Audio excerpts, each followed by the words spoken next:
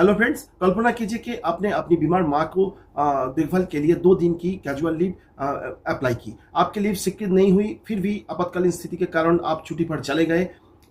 जब आप तीसरे दिन ऑफिस लौटते हैं तो आपके हाथों में ऑर्डर थमा दिया जाता है कि आपकी छुट्टी को डाइस डाउन कर दिया गया है, आपकी सेवा में ब्रेक इन सर्विस लग गया है, आपकी पास सर्विस फॉरफिट हो गई है और आपकी एलटीसी तथा विभागीय परीक्षा डिपार्टमेंटल एग्जाम की पात्रता भी खत्म कर दी गई है। अगर ऐसे हो तो आपके रिएक्शन क्या होगा? आज की इस वीडियो में हम इसी अति महत्वपूर्ण विषय को डिकोड करेंगे। हम जानेंगे अनऑथोराइज्ड एब्सेंस क्या होता है, डाइस डाउन और ब्रेक इन सर्विस में क्या अंतर है, एफआर 17A क्या कहता है, और वीडियो के अंत में मैं आपको सेंट्रल एडमिनिस्ट्रेटिव ट्राइब्यूनल कैट का एक लैंडमार्क जजमेंट का भी जिक्र करेंगे, जिसने डाइस डाउन के मनमाने आदेश को रद्द कर दिया गया था। वीडियो का अंत तक जरूर देखें। सरकारी सेवा में अनऑथोराइज्ड एब्सेंस, अनधिकृत उपस्थित की मुख्य रूप से 2 स्थितियां होती है। पहले मामला, कर्मचारी ने छुट्टी के लिए आवेदन किया लेकिन कॉम्पिटेंट अथॉरिटी ने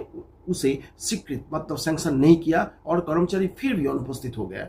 दूसरा मामला ओवरस्टाइल, मतलब कर्मचारी को 10 दिनों की छुट्टी मिली थी लेकिन वे 15 दिन बाद लौटे और एक्सटेंशन मंजूर नहीं हुआ।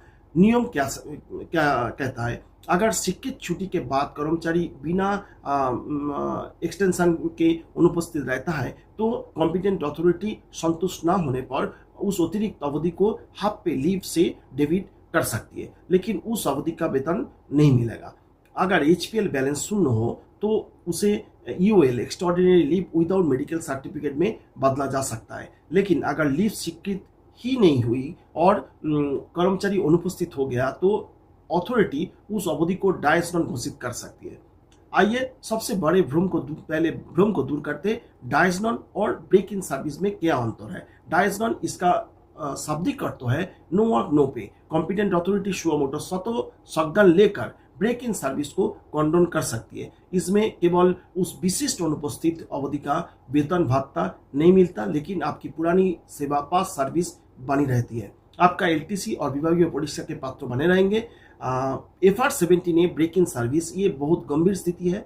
जब कोई कर्मचारी हड़ताल, स्ट्राइक, अनधिकृत उपस्थिति में शामिल होता है तो competent authority fundamental rule 17A का उपयोग करती है। ध्यान दें, हड़ताल का मतलब सिर्फ ऑफिस ना आना ये नहीं है, बल्कि गो स्लो, सिट डाउन, काम ना करना, पेन डाउन स्ट्राइक या मास एब्सेंस भी हड़ताल के दायरे में आते हैं। एफआर 17A इन्वोक होने पर पूरी सर्विस फॉरफिट हो जाती है। कर्मचारी को इसे कंडोन कराने के लिए अलग से रिप्रेजेंटेशन देना पड़ता है।